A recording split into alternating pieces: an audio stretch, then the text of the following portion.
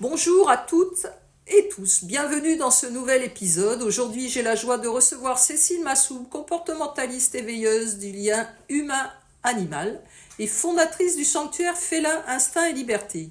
Cécile, tu portes une vision unique de l'animal et tu nous racontes aujourd'hui l'histoire d'une petite chatte, une âme qui t'a appelée bien avant que tu ne comprennes pourquoi. Merci d'être là. Merci à toi, Hélène. Cécile, comment cette histoire a-t-elle commencé ? Cette minette vivait avec une personne souffrant d'une maladie psychique. Et le jour où cette personne a été hospitalisée, personne n'a su qu'un chat vivait avec elle. Elle est restée seule, enfermée pendant environ une dizaine de jours. 10 jours d'appel, de peur, d'attente. Les voisins l'entendaient miauler, mais elle se cachait au point de devenir invisible. La SPA a dû revenir plusieurs fois avant de la trouver, recroquevillée sous l'évier. Physiquement, elle a été très bien soignée, mais psychologiquement, elle était comme dissociée d'elle-même, traumatisée. Et toi, tu l'as rencontrée là-bas. Qu'as-tu ressenti ? Son regard, je crois qu'il m'a transpercée. Il ne demandait plus rien, c'était un regard d'absence.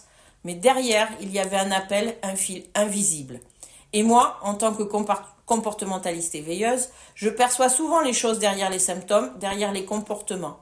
J'ai su, à cet instant-là, que quelque chose se jouerait entre elle et moi, même si je ne savais pas encore quoi.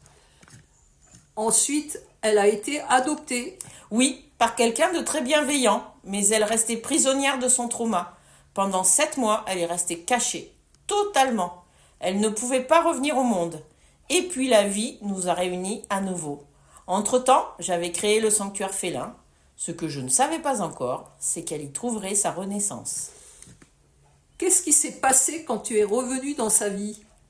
Je suis allée chez sa propriétaire qui s'en sortait pas et qui a appelé la SPA, qui l'a renvoyée vers moi. J'y suis allée et en 3 jours, elle a osé sortir.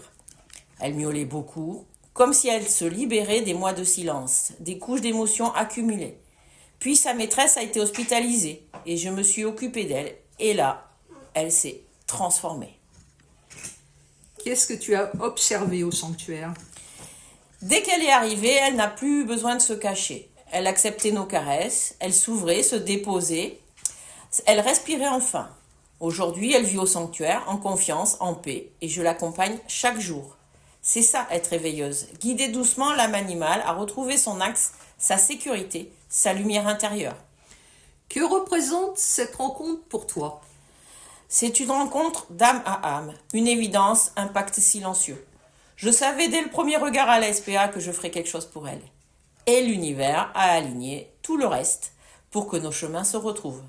Certaines rencontres ne sont pas des hasards, elles sont des missions, des résonances profondes, des synchronicités, et la sienne en fait partie. Merci Cécile pour cette histoire et pour toutes celles que tu éveilles dans les animaux et dans les humains qui les aiment. Merci Hélène.